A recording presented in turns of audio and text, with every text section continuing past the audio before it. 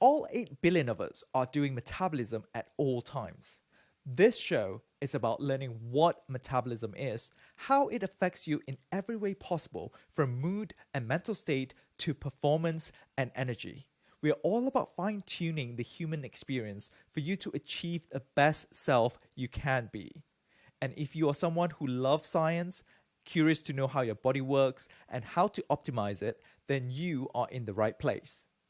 This is the H.V.M.N. podcast.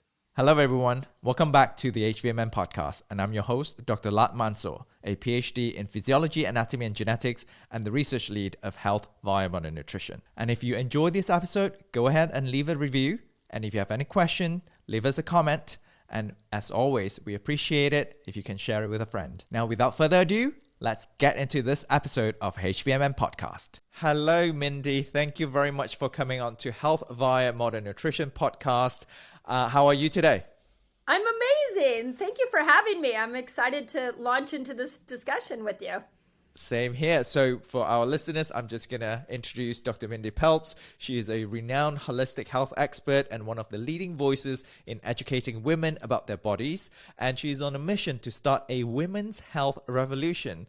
She also taught her signature 5-step approach and empowered hundreds and thousands of people around the world to harness their body's own healing abilities through fasting, diet variation, detoxing, chemicals from the body, stress management, and lifestyle changes. So all these are keys to achieving optimum health and slowing down the aging process. You are speaking my language here, Mindy. And she has also been featured on Extra TV, The Doctor's Daily Mail TV, Well Plus Good, Real Simple, Healthline, SheFinds.com, and the list goes on. So glad that you can take time off your busy schedule to join us today. Oh, I'm just super happy to be here, and any day I get to talk about fasting and women is a happy day for me.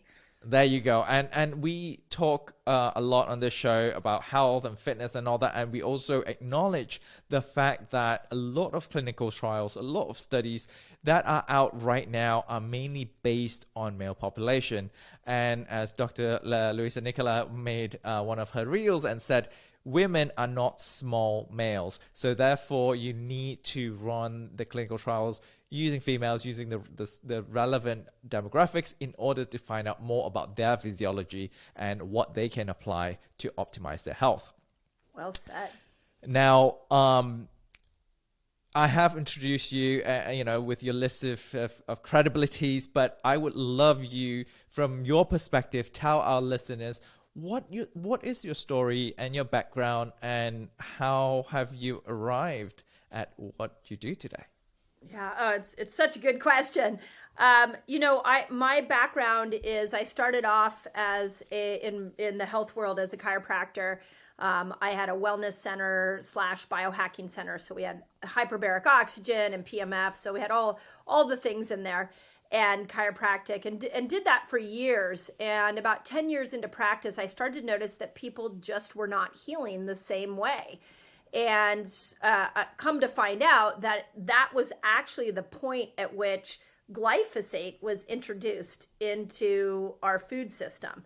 And with glyphosate came a whole host of inflammatory and gut issues that were causing new chronic symptoms to appear. So where I had spent the first 10 years of my practice being able to help people with just a handful of tools, once we started to see this chronic inflammatory situation in people's brains and in their gut, I started to search for other tools. And at that point, I was doing a lot of detox. I was doing a lot of nutrition. I was changing people's food styles, and we were seeing good results.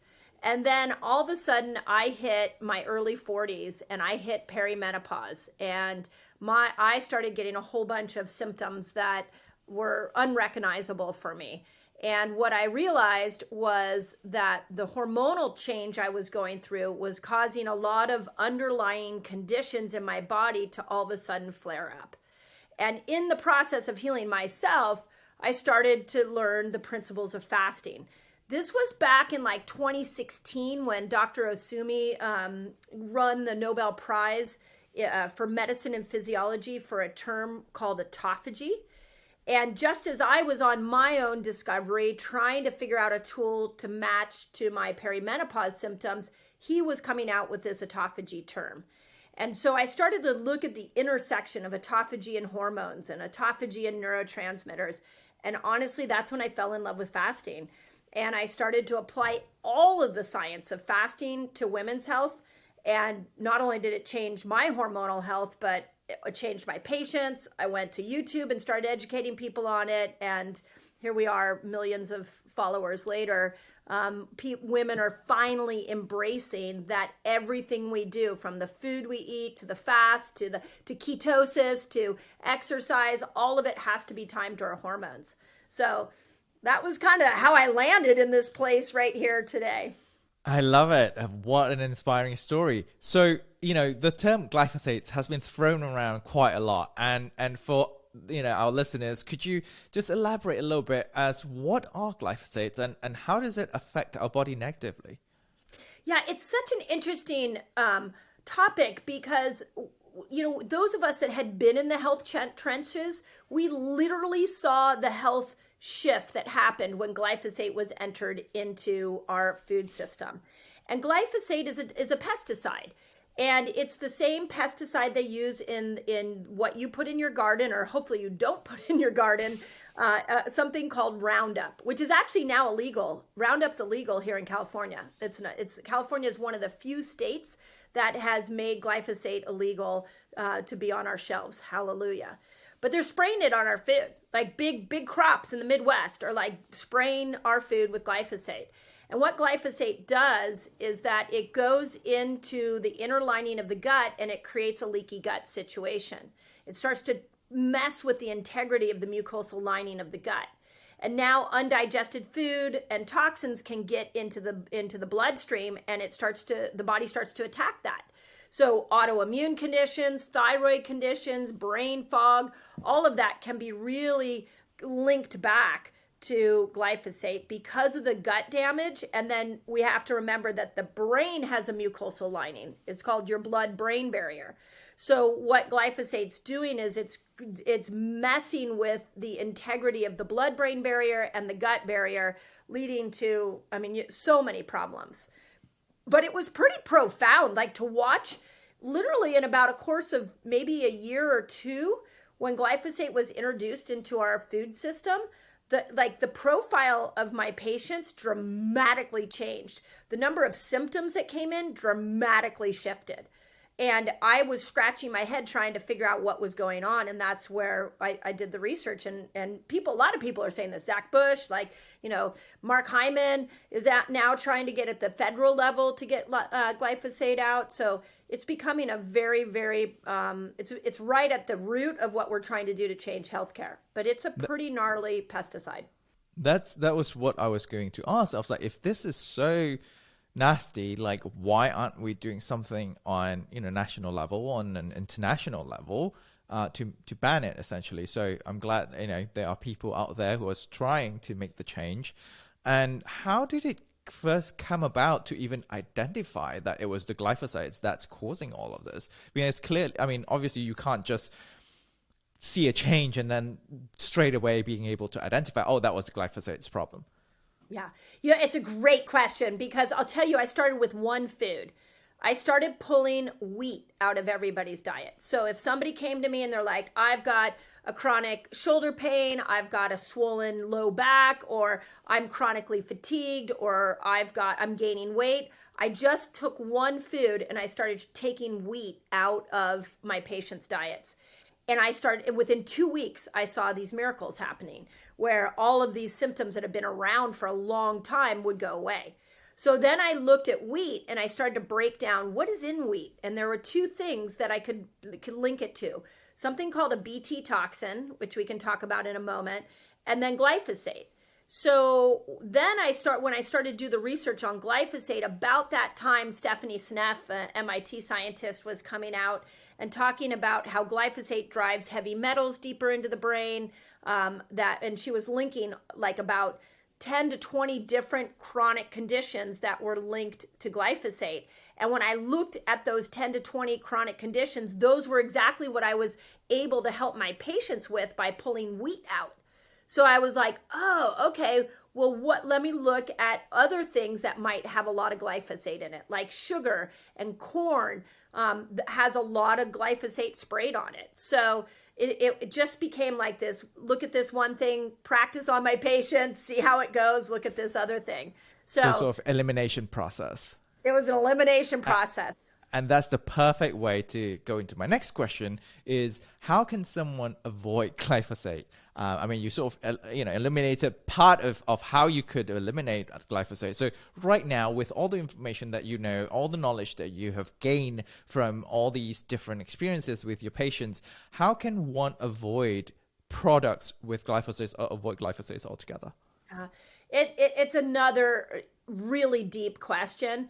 The thing I want everybody to know is glyphosate is everywhere in our environment. So because they spray it, it's ubiquitous across our country. Outside of here in California, we're putting some really good laws down. Other countries like Mexico, believe it or not, and France have outlawed glyphosate. New York has outlawed glyphosate. So we're starting to see states and countries come on. But it's being sprayed on everything. So it goes up into the atmosphere. And when it rains, it comes back down on us. And especially with the current weather. Yeah, right. Yeah, exactly. It wasn't such an issue for the drought we had in California, but now after all these weeks of rain, you're very well said. So, yeah, that was really good. So, it is in the environment, and if you go out to eat, this is another issue. You can't. You go to a nice restaurant. I don't care if you're at a 5-star Michelin star restaurant. If there's a good chance they're serving you food with glyphosate in it, and so. It's really hard to avoid it. Going organic helps. Going, a non-GMO food absolutely helps. But this is why I love fasting, because I finally got so tired of trying to get people to stay off of wheat and to eat organic and do all these things. And I felt like I was just walking around saying, don't do this, don't do that. And that's how we got people well. But what I realized when I dove into the science behind fasting was that we could reverse a lot of the damage glyphosate was doing just by putting people in and out of fasted states. Thank you very much for that tip and advice. And it's still evolving. The area, the knowledge is still evolving. We're still getting a lot of research going on and finding more about the human physiology. So speaking of fasting, and I remember, when we first met at KetoCon, you gave a presentation on fasting and feasting and the cycle. And I get asked this question a lot because my background is in metabolism and cardiovascular disease and diabetes. And, right now, also ketone metabolism specifically because we at H.V.M.N, we do sell Ketone-IQ, which is an exogenous ketone. And one of the questions, more common questions that were asked is that how often should I fast? How frequent? And then how long should I fast? And what is the role of feasting in the grand scheme of things? And how much effect that feasting has on fasting and vice versa? Yeah. It's another really good question. And here's the best way that I want people to think about this is there is a vast difference between the environment that our primal ancestors were living in and our modern day environment. Yet we are living in the same human body. So we have the same mechanics in our body in two vastly different environments. And when we look at today's environment, one of the challenges that we have is that we have an excess of everything. We are eating all day. We are, shoving information into our head all day. We never become uncomfortable. We're always adapting our temperature, so we're, in the right comfort level. So nothing in our modern environment forces us to be uncomfortable. Whereas if we look at our primal ancestors, every moment of their day was going in and out of comfort, discomfort, comfort, discomfort. So you can look at, I call it metabolic switching. You can look at feast, famine, cycling as what our primal ancestors did. But we can also look at, and I'll explain that in a moment, but we can also look at like Why is everybody hopping into saunas and then going into cold plunges? They're trying to mimic what our primal ancestors went through. Why does everybody want to sleep? Why is chili padding, getting our beds cold, helping all, both men and women, but a lot of menopausal women? Well, that's because our primal ancestors slept on a cold, hard ground. Why has everybody got weighted blankets on them? Well, our primal ancestors put animal hides on them. Why do we have red light therapy? Our primal ancestors were outside seeing sunrise and sunset. So we've got to take all the knowledge we have in this modern world and all the comforts that we have, and we're being forced to bring back the primal needs and to match the design of our body. Knowing that we were not meant to eat all day. We were also not meant to go without food all day. So we've got to start to look at what they did. And what they did is they walked out of the cave and they were like, they didn't have a refrigerator. They didn't have a pantry. There was no DoorDash coming to give them a meal. So they had to go and get a meal. And in order to do that in a fasted state, they had to rely on a ketone. They had to switch over into ketosis. Ketones, as you know, power up your brain. They power up your muscle. They make you superhuman. So there's a survival reason for that. We had to go find food. And then they would make hopefully a big kill, and they would come back to the cave, and everybody would feast. And they would feast for a day, for 2 days maybe. They didn't have refrigeration. And then they had to go do it again. So that is how we are designed, just like we are designed to go through cold times and hot times. And we're designed to see dark and red light and the full spectrum light. All of these designs that allowed the primal human to thrive, we actually have to bring back, because chronic disease is happening, and depression and mental health, because we're not tapping into any of that primal design anymore. How ironic is this that we are going in full circle? We have pushed human civilization, technology advancement to arrive at a point where we don't have to worry about famine. We don't have to worry about lack of food. We don't have to worry about discomfort, only to create technology that brings us back to that primal ancestral living. It's crazy, right? Like I'm so happy you see it like I see it, because it just blows me away. Like in today's day and age, we have access to so many amazing things, but it literally is killing us. And so chronic disease is rampant because we're not in our natural habitat for humans right now. In the book, I put this thing called the thrifty gene hypothesis. And the idea is that the reason we survived as humans was because we had a genetic profile that allowed us to go long periods without food. And those people back in the primal days that didn't have this gene, they died. They didn't make it through. But humans today all have this gene. So if we're not going into the dipping in and out of famine states, we're going to die, because now we're going against our genetic design. So we've come full circle to your point. Like, we have all this intelligence to bring these biohacks into our world that are simulating the primal ancestors. And if we're living in comfort all day long, we're actually working against our primal design and leading us faster to aging and to disease. Absolutely. And that's how I started looking at it this way as well. When I started to do more research around keto metabolism, and we're using exogenous ketones for military, for cognition and physical performance, especially in hypoxia. And then we started realizing that, as you said, primal humans, they live with ketones. They live in ketotic state most of the time, because they're either fasting, or they are exercising, they're going out hunting, or they just don't have that sort of high access to carbs, and therefore they are creating their own ketones, and that powers them through. And then we are starting to see the effect, especially the positive effects on brain and for the healthy people, but then for the unhealthy, like for Alzheimer's, cognitive impaired individuals, they also see tremendous improvement. So I think that's how I got started. And then as I learned more, it's like, okay, now this is mimicking the primal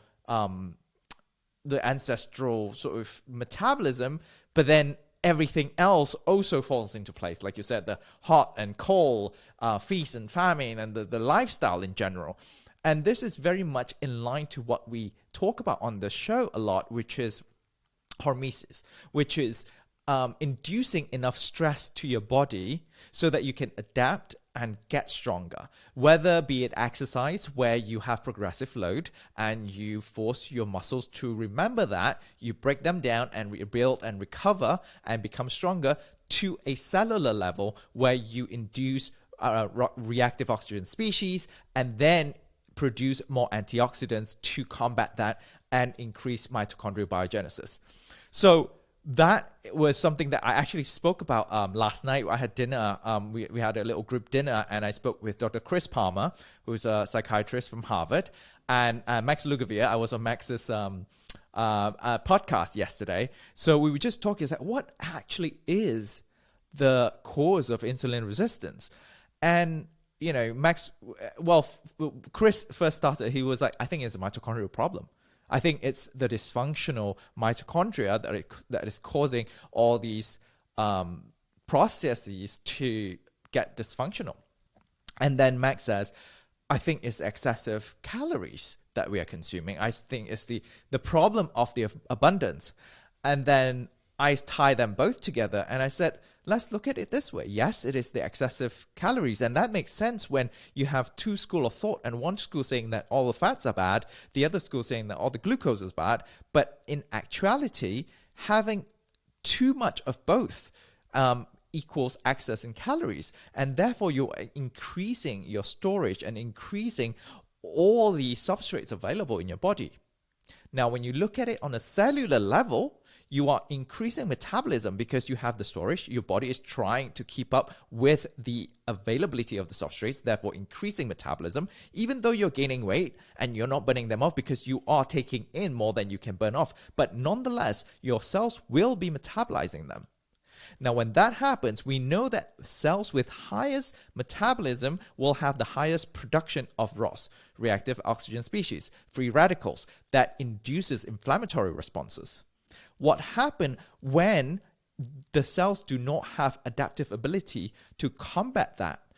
Because if you have ability to combat that, you create more mitochondria, you create more antioxidant. But when you pass that threshold to a dangerous level, your mitochondria start to fail.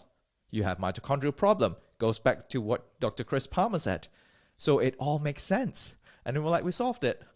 I hope you recorded that. That was really good. Yeah, I mean that we stood there, three of us at dinner, literally staring at each other. It's like, you know what? This explanation makes sense. Yeah. Well, and again, so then if I want to, what I would say on top of that is, why are we having this discussion in this day and age? And what I have come to the conclusion at watching millions of people heal through fasting is that our desire for modern comforts is actually ruining the mitochondria. It's creating insulin resistance. It's giving us extra calories. It's up, to your point, creating more reactive oxygen species. Like, everything that we are trying to hack is because of our desire to be comfortable and because of we are saturated with excess. So we are saturated with excess dopamine. We're saturated with excess insulin or glucose and insulin. Like, everything that we're creating in this modern world is destroying the human cellular function because it's not in alignment with how the body wants to be designed. I mean, recently my 86-year-old dad was over, and we were talking about some of the things that he might need help with at home. And I said, I don't want to take everything away from you because I want you to do some tasks that are a little bit difficult around the house because that's what's going to keep you young. The worst thing I can do to my 86-year-old dad right now is make life incredibly comfortable. He's got to have a little bit of stressors so that he keeps growing his body stronger. And it doesn't matter if you're 86 or 36, the minute we're seeking comfort over and over and over again, everything that the three of you talked about starts to happen. Yeah, path of least resistance. People would choose that, and over time, things start breaking down. And on the contrary, people who are into, say, cold plunge and sauna and all that and discomfort, why do they keep doing it? People who don't understand it, they're like, why are they torturing themselves? It's because they then realize the even better feeling that they feel compared to when they seek comfort. And this is huge, right? Like that mental state and that naturally good feeling of you when you go through fasting, when you go through cold plunge, when you go through all these biohacks, and then you're like, actually, I've never felt that good before. And it's ironic because I am putting my body through all these stresses, and yet I feel good, and they keep doing it, and then they get healthier. So, that's why you, me, everyone else in this space is doing the work here to spread that knowledge and understanding and really push people to go out there and seek information, if anything. That's the first step. Seek information that is pertaining to you, to your lifestyle. Go try it. Try it for yourself, feel it for yourself, because no matter what we say, it's your body. You will understand it better. You are the PhD of your own body.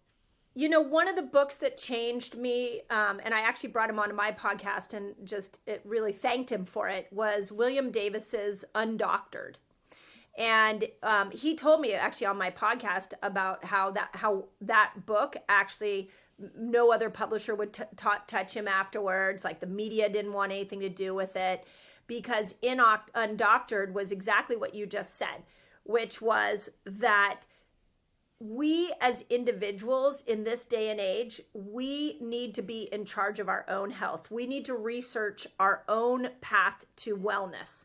And when you walk into your doctor's office, coming equipped with knowledge, and you've been your own N of one, you've tested everything out on yourself, you should be able to work with your doctor.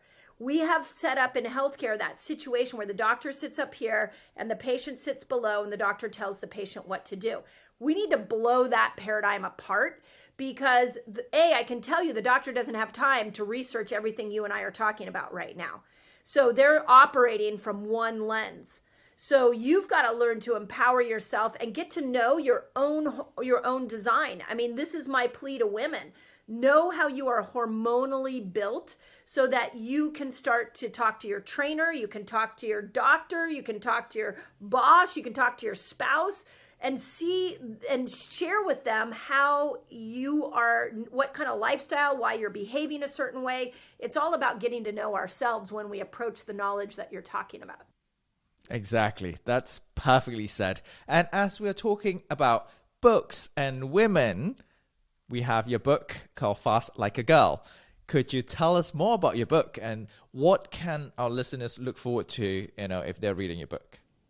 Yeah, so how I came to the book was exactly on the journey that we're talking about. When I started to understand fasting, I got really excited about it. And so I started doing a ton of fasting myself, and I started to see some pretty adverse reactions. Now, I was doing a lot of fasting. I was doing one meal a day. I was doing every couple of months, a 3-day water fast.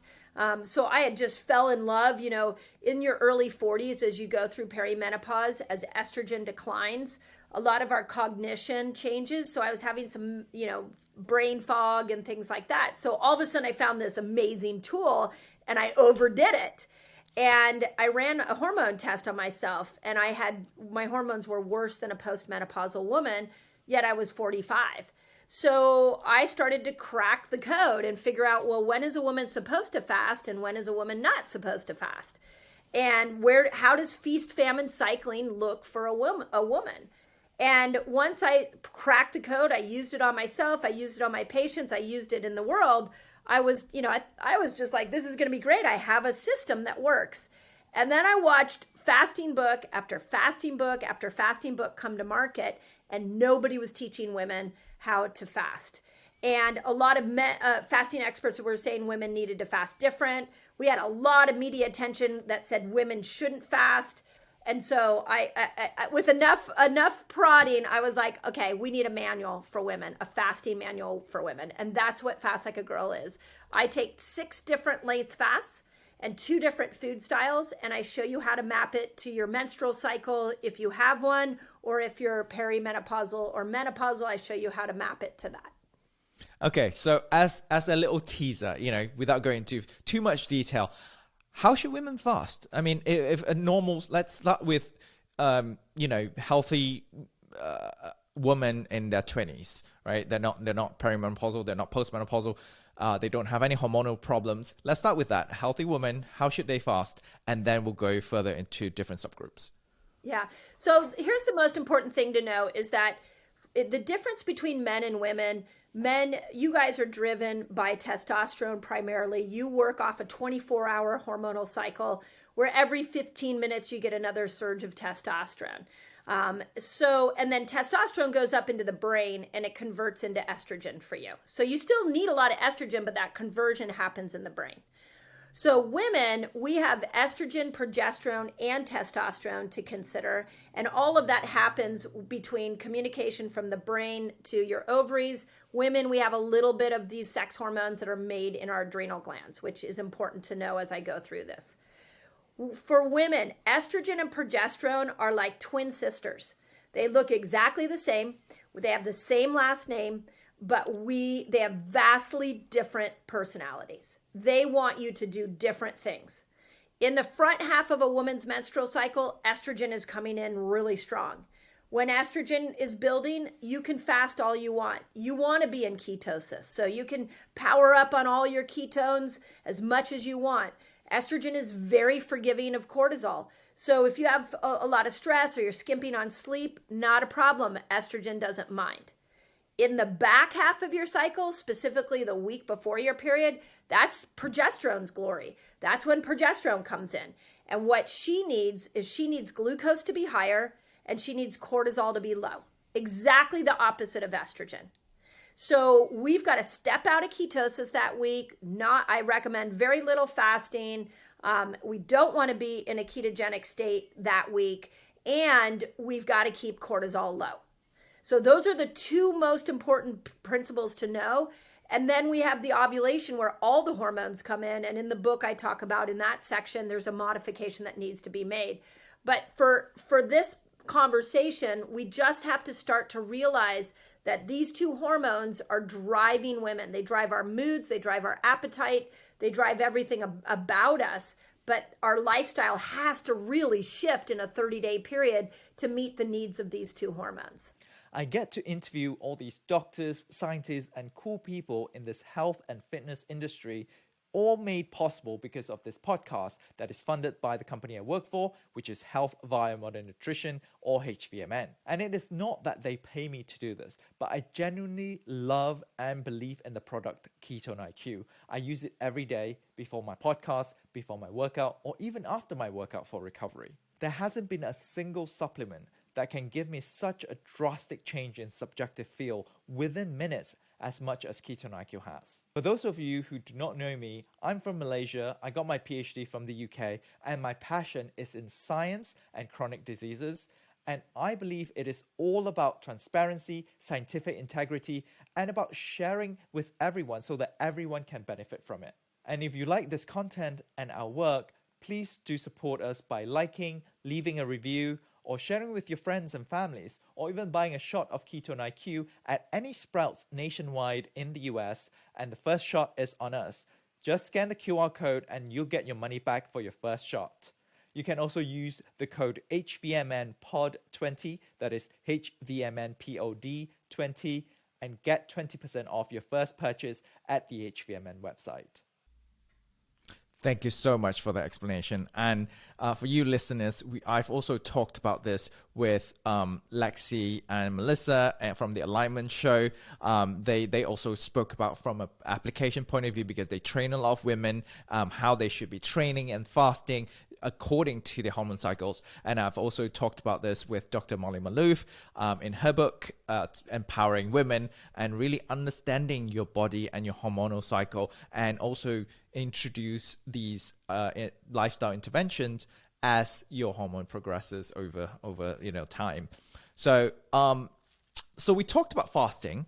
Let's talk about other areas of um, live in women's, hormonal cycles and all of that? Like, because I know you talk a lot about cycling, the activities and aspects of life around that.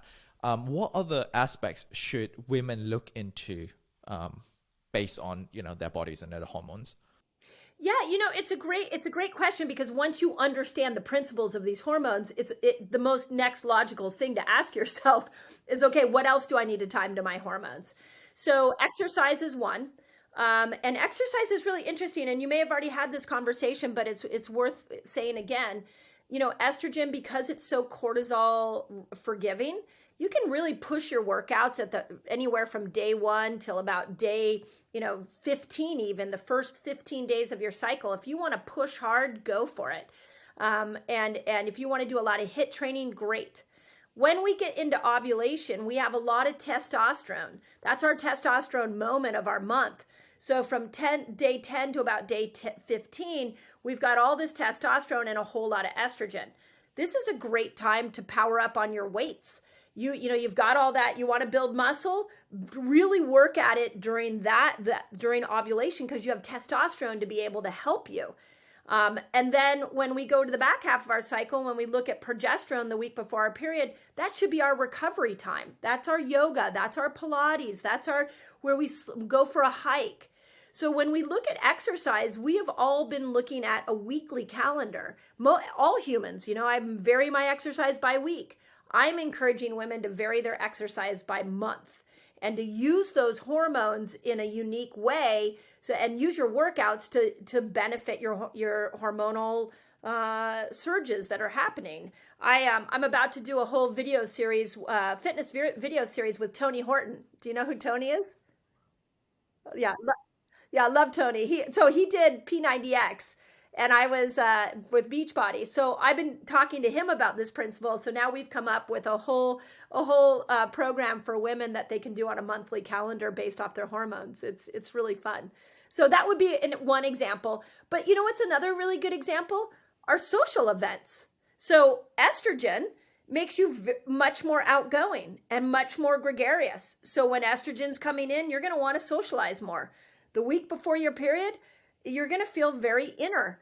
So, and every man knows this. They're like, oh yeah, I kind of walk away from the women in my life the week before their periods, which, thank you. You probably should just leave us alone and let us go inner, because that's what progesterone is doing. Progesterone is giving us more introspection. It's causing us to slow down. It's causing us to want to withdraw a little bit, whereas estrogen's much more outgoing. So you start to see that you could time everything to your hormones. See, at least, women, you have that excuse to blame it on the cycle and blame it on physiology. Men have no excuse, but we still have it, every other day. Yeah. We have those days. Yeah, that's true. You don't have an excuse. We don't have an excuse, but we still have, the leave me alone kind of days. Yeah. So you're going to have to come up with a different statement like, hey, I didn't get my testosterone surge today, so you're just going to need to back away. You know what? I might just start doing that. I'm like, have you heard of Dr. Mindy Pelz? Yeah. She said I can use this as a medical excuse. As a medical excuse, right? And I can do this. I can say this outrageous thing. I can blame it on my testosterone. Yes. You just say, hey, I just lacking a little testosterone today, so I'm sorry, I'm just going to need to back away from today's activities. And you can I'll totally take the blame for it. Exactly.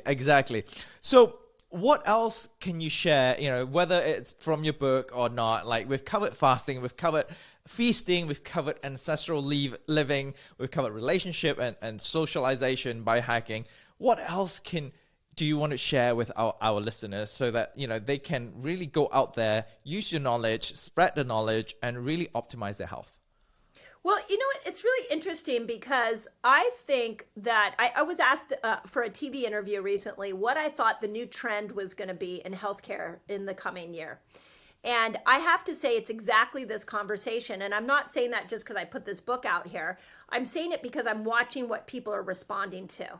And when we go back and historically look at how we've approached health, there's a couple of huge mistakes we've made. One is everybody's looking for the same diet. They're looking for their favorite exercise program. They're looking for the one thing that's going to move the needle on their health. And if you just take the principles that we've taught on feast, famine, cycling, you're going to need a toolbox of many things, because just when you find one thing, all of a sudden your body's going to adapt and it's going to become comfortable, which means now you got to shift again. So that's the first thing I would say. But then the second thing is, and this is both men and women, we are hormonally, neurochemically driven into humans, that beings, whatever you want to call us. Our neurochemical system drives us. Dopamine's a great example. Why are we all addicted to social media? Why are we all addicted to our phone? Because of dopamine. So when we can't extract ourselves from our phone, that is a chemical addiction. Now, dopamine, estrogen makes dopamine.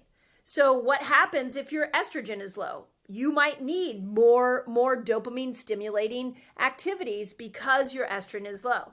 So I say this to say that this conversation around hormones and neurochemicals is what we all need to start to get to know. We need to get to know ourselves in it. And then we can start to tweak the different pieces. We can know when to feast and when to fast, when to hop in a cold plunge, when to say no, when to lean into a busy day. And we know it for ourselves. But there's this massive illiteracy in hormones that I am trying to change. And once we start to embrace it and understand it, everything around our health will become easier. Yeah, and it's not easy to understand the endocrine system, the hormone system, and it's not linear either. So, you can say one caused the other, but then you start looking at the big web of hormones that is affecting each other, one going down, the other going up. There's always a compensatory mechanism that overtakes it when you downregulate something or you upregulate something. Yeah, so well said. This is all the women that I coach. I'm always like, they'll say, I got my hormones exactly where I wanted, and then all of a sudden a stressor hit, and now they're off course. Yep, that's hormones. They are always responding to your external environment. So, and the work is in the knowledge. We would need to start to understand what hormones do for both men and women. And then once we understand our hormones, we understand what they're doing, now we can build a lifestyle around it. But we can't even build the lifestyle until we have the knowledge. And then unlike, the way we've approached healthcare up until now, it is not linear, to your point. It's going to be a little circuitous. But it's going to be worth it, and it's going to save marriages and relationships once you understand this. I think it's going to end especially the breast cancers and ovarian cancers for women. I strongly feel if we understand our hormonal and neurotransmitter system better and match it to our lifestyle, it'll change all our mental health challenges and Alzheimer's and dementia. That's how huge of this topic. I feel like it's the elephant in the health room that we are not addressing. And that is exactly what's wrong with the current healthcare system and the current treatment system, because a lot of monotherapy, like one single drug therapy to treat one disease, it's very linear. You are turning on or off certain enzymes, certain hormones, and then as a result, you get a side effect, and then you prescribe another pill to deal with that side effect. You don't look at the bigger picture. So a lot of the holistic, the integrative medicine now is having better results than standard treatment, which is overwhelming to a lot of people. They're like, how can just me living healthily be better than this magic pill? That's right. Well, and also the magic pills, let's just face it, it's much easier. Yeah, absolutely. So you really have to have look yourself in the mirror and say, okay, if I'm on these pills taking this easy route, now I'm not saying don't get on it. Like I've got some patients that are on medication and we mix that, we kind of combine them with lifestyle and supplementation, but we're still going after the root cause and trying to get the body back into balance. But what happens in our culture, to your point, is we go into the doctor's office, we barf our symptoms all over him or her. They give us a diagnosis. They say, oh, you have X, Y, and Z.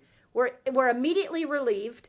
They give us a pill, and then we take the pill, and there's no accountability. There's no understanding how we got there, and that is what's building chronic disease. That process is a dangerous process. So if you're finding yourself being lulled into that process, I'm going to encourage you, again, to where we went in the beginning of this discussion. Discomfort is not a bad thing. Making changes that are a little uncomfortable could save your life.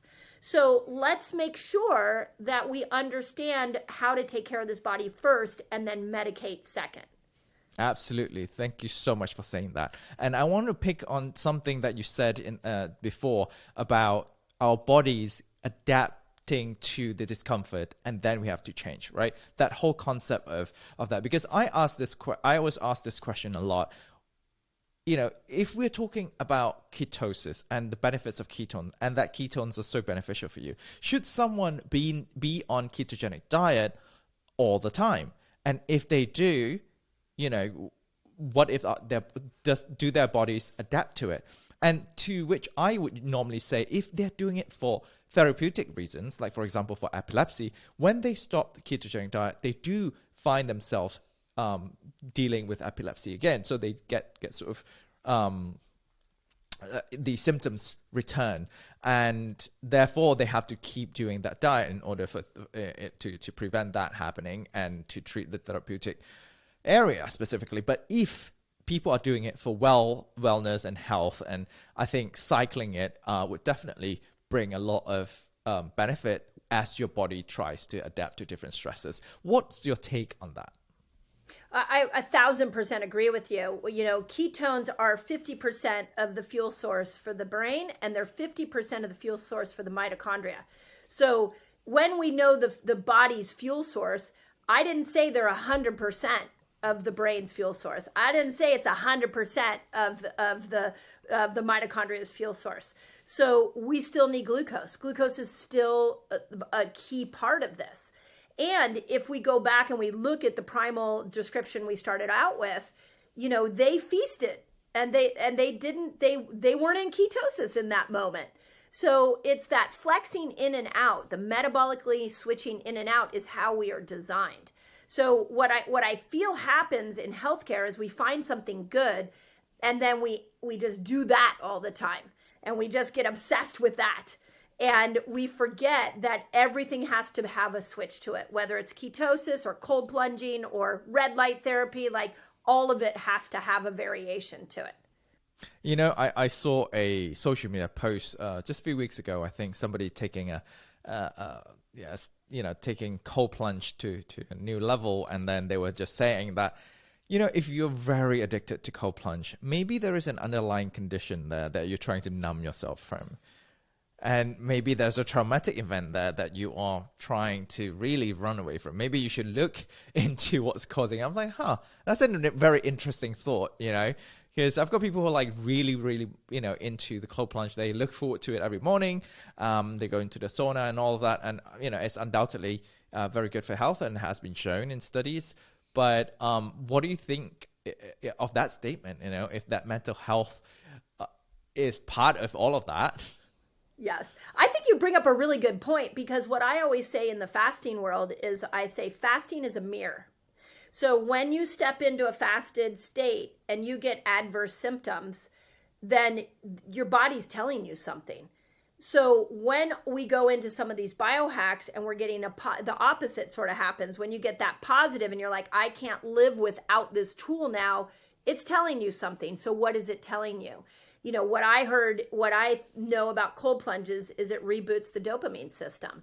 So what I would do with that person is I would say, okay, where are you dopamine saturated?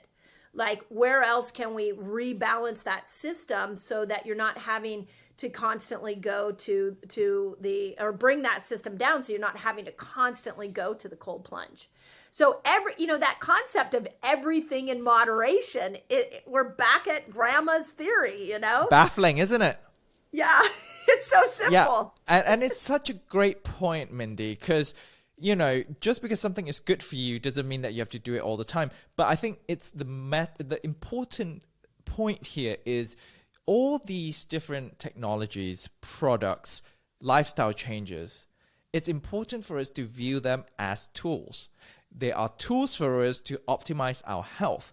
But as soon as we depend on it, now that changes the perspective completely. Because now we have that addiction association, we have that dependency association. Our brain is wired differently on how we view those tools. We can live without them, but we are using them to optimize our health. Therefore, they are the tools that are at our disposal. I think that is what gives us the empowerment that we need to have full control of our body, full control of our choices, and full control of the outcomes that comes from those choices. Yeah. Yeah, and I love that. And I think the best lens we can look at this through is our primal ancestors, is really because they weren't cold all the time. They weren't jumping into cold rivers all the time, just some of the time. So we if we lose our way, a good question I always ask myself is this in my primal design to be doing this all the time? I'll give you an example. A tool that I love is my hyperbaric oxygen chamber. And I get in it every morning for an hour, and except for obviously when I travel. So it's really cool because when I travel, I sort of welcome the travel, like I'm about to go for 12 days back east. And I'm like, okay, no oxygen for 12 days. This is going to be a good hormetic stress because for my body, because I've been home for 2 months. I've been oxygenating every morning. Now is a time for me to put a pause on that. And I think we should do that with everything. Exercise, your favorite thing you do over and over and over again. Are you taking a break from it? Your favorite food you eat over and over and over again. Are you changing that up and putting it away? Anything that we do over and over and over and over again is actually moving us in the wrong direction. You mean I can't eat chicken and broccoli every day, all day, every day? No, you can't. I mean, you can, but it's not in your primal design. Yeah. And it sounds like I just need to make a 45-minute drive trip to you and use your hyperbaric oxygen chamber. Yeah, I've also got a pulse PEMF machine, so I got a lot of fun here. Yeah. Now you're just speaking my language, Mindy. Like, cause I didn't know you had all those with you. And you know, for the listeners, I live in San Francisco. I mean, it's like in San Jose. It's just a short drive away. So,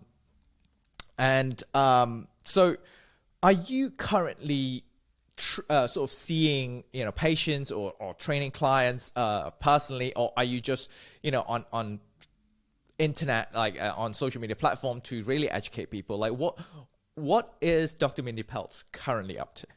Yeah, it's a great question. It's a lot. You got about 4 hours. I'll tell you a little bit of a trajectory for me. When the pandemic hit, I literally, when in the first 6 weeks, my brain was like, oh my gosh, everybody is going to take care of their health now. I have been my whole career has been about getting people to take responsibility for their health, and they're going to do it now. And like 6 weeks went by and we all stayed home and masked up, and there was no discussion about what we could do. So I dove into the comorbidities, and I was like, what are these comorbidities? And at the root of them was metabolic syndrome. So out of that, I started teaching how to reverse metabolic syndrome to the world. And out of that came, more fasters, and then the book Fast Like a Girl. So I at that point, my practice sort of, I had other people taking care of my practice, and I officially closed my practice this year because I feel like my passion now is to write books and to educate the world on how the human body was designed to be taken care of, specifically for women. And women's healthcare is atrocious. We are given the same formulas that men are given. We're not being heard. And so my passion right now is, like you said, is to create a women's health revolution, but not from the doctor standpoint. It's from empowering women.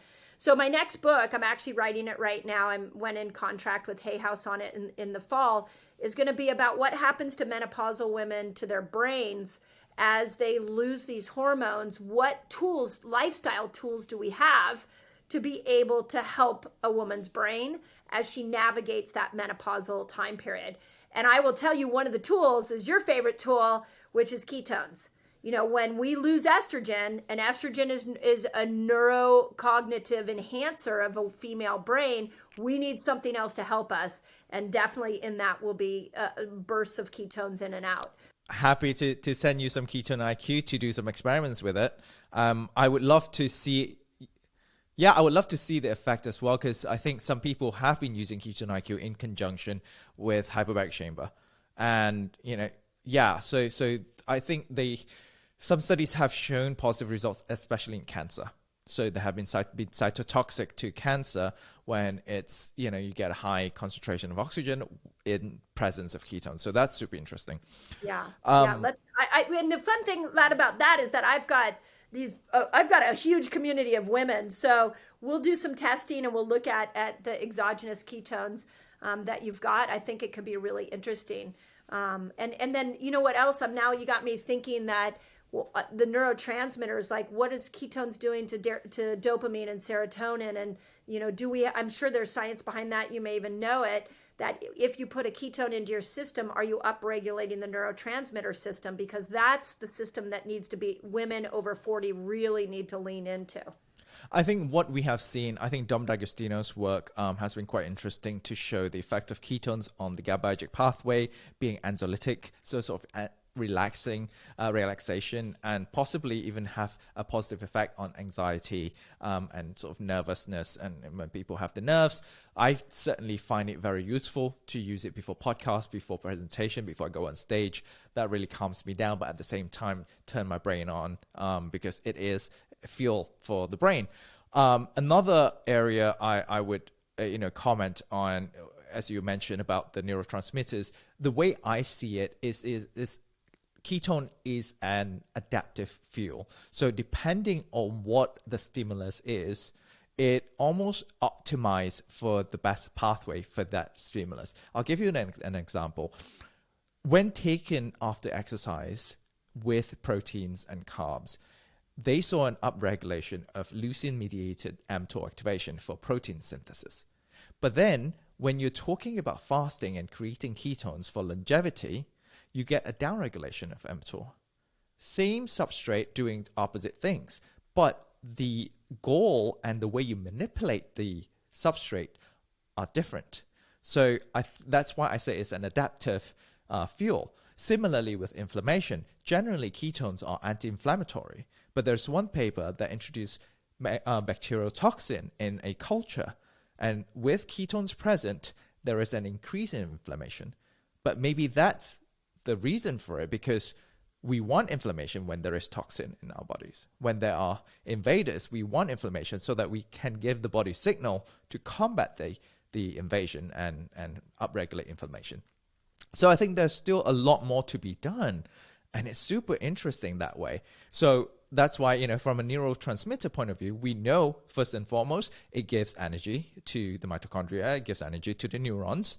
And then secondly, depending on the stimulus or the goal, if you're doing certain activity, either exercising or you're doing a cognitively demanding task, it may increase the activity of the brain and increase neurotransmitters being transported. Or if you're sleeping, you're meditating, it could actually downregulate certain things and make it more relaxing. So that's a whole nother perspective. I hadn't thought about it and I like where you started with that it's an adaptive fuel. So if the body knows when ketones are on the scene, it's because it needs to adapt to a new environment or a new stressor. It's doing more than just neuronal stimulation and neuronal repair. I'd heard that about GABA, upregulating GABA, which is really interesting because for menopausal women, progesterone can go into GABA receptor sites and can actually stimulate, upregulation of GABA. So what do we do when progesterone's gone? And, if we're looking at now I'm looking at how our work actually melds together here, Latt, is that like in that last week before your cycle, you need glucose to be high. But if you're a perimenopausal woman and you don't have a lot of GABA, could you still eat a meal that is higher in glucose and use exogenous ketones to be able to stimulate GABA? Which actually leads me to a question for you, which is, what do we know about glucose being high and ketones being high at the same time? Are those two fuels, can they be in the presence of them, each other? So physiologically, no. So it's impossible to have ketones and glucose especially when insulin goes up when you have glucose, right? So that's where exogenous ketones come in. So when you take exogenous ketones, that's the only way, as of now, that you can have both the glucose and ketones that you have access to. So that's one. And one thing we do notice, and it has been published as well by Dr. Jonathan Little from University of British Columbia in Canada, he saw across the board, when you take exogenous ketones, especially iron-3-butynyl and ketone ester, you see an acute decrease in blood glucose over the next hour. However, it's quite a stark decrease as well, about 50 points or so. But these patients or these individuals, they actually don't feel hypoglycemic. In fact, they feel very energetic and very, perfectly well. And that's super interesting. And the hypothesis is that ketones may very well give signal to the liver to downregulate gluconeogenesis, because it says you got enough substrate, and therefore we are downregulating the production of glucose via glucogenesis. And that's why your blood glucose level go down until you use your ketones, and then it goes back up. And then it's very much in line with other studies that showed certain organs, certainly brain and the heart, would prefer ketones when they're available. So the uptake increases as the availability increases. So that's exactly why. Yeah, and so here's what I want to do now is take your product and test it on the women in our community and specifically around progesterone, and see, because of the GABA-generic effect of ketones, let's see what we've got there. That was good. That was really interesting. And this is a new concept, right? Metabolites as signaling molecule.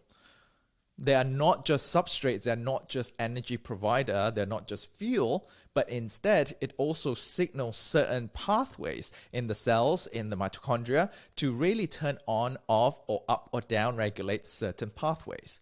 So this is super interesting. Like, our bodies are very good at compartmentalizing all these different substrates, but also really optimize them for the best pathway possible. So that's why I say ketone is an adaptive fuel to provide the optimal environment for your body to adapt to that stimulus. Like, another example is glucose, right? We all know glucose is for energy, but then in TBI, for example, in traumatic brain injury, in an acute phase, we have hypermetabolism of glucose, meaning a very high metabolism of glucose in the brain. So it could be shuttle into the mitochondria and create energy, or some scientists actually believe that it's being pulled into glycolysis and create lactate, and that lactate is the buffer that helps with the mitigation of the damage. But also, some scientists also believe that glucose is being shuttled into the pentose phosphate pathway, which is also to mitigate the damage from the traumatic brain injury. So you can see all these different pathways, a web of different ways that our cells and our bodies can use these substrates, not just as energy source. Yeah, and therein lies why we need to get to know ourselves. It's like that, to your point, is that it's not as simple as us standing up here and saying ketones are good or fasting is good. It's like I always look at it like a Swiss Army knife. Every tool in the Swiss Army knife is usable at some point. So one day you pull out the knife, one day you pull out the tweezers, someday you pull out the corkscrew. And so but we have to start to get to know ourselves so that we know which one of these tools to pull out. But that was awesome. You now have my nerdy geeky brain ready to go research that. So that was really good. That is exactly what we do here. I love it. Great minds alike. We sit together, we talk together, and we create new theories, new hypotheses, and then we go and check it and test it for applications, real life applications. So for our listeners who would love to find you, on platforms, on social media, on website, how can they find you? Where can they find you? Yeah, so if you want to get the book, you can go to fastlikeagirl.com, and all the book places are there. My website, Dr. Mindy Pelz, has everything on it. And I would say, like, my passion, I'm on all social media, but really my passion project is YouTube. So all the science I dive into gets put out there. So a good place to go learn everything about fasting and women and men too is on YouTube. Amazing. So any closing remarks or, advice for our listeners here before we call it? Well, I'm going to assume, based off the depth of discussion we just had, that you have a pretty sophisticated, intelligent group of listeners. So my plea to them would be much different than to a different crowd. But I would say, we really need to not give up on our health. There's always a solution. And the door into better health and longevity that I am really advocating for is looking at our hormonal system, both men and women. Let's get to know our hormones and how to apply everything you're doing here on this show, everything I'm teaching. Let's learn how to apply it to our hormones. And then we're not only going to be healthier and happier, but our relationships are going to be better, and our communication with others is going to be better, and our desire for connection and community is going to be deeper. So yeah, I just think the hormonal system is the door in. Amazing. Thank you so much for that amazing message. And again, thank you so much for taking time to be on Health via Modern Nutrition podcast. It's been nice to see you again, Dr. Mindy Pelz, and I can't wait to see you in person in all these other future conferences that you'll be speaking in. Agreed. Thank you for having me, and thank you for this discussion. Again, this was as enjoyable for me as hopefully it was everybody else, but thank you for expanding my mind. I really appreciate it. Hopefully we'll be in person in San Jose doing live experiments, and we'll film that and make more content. Let's do it. Yeah, let's do it. I'll get that on my calendar. I love that idea. I shall coordinate that.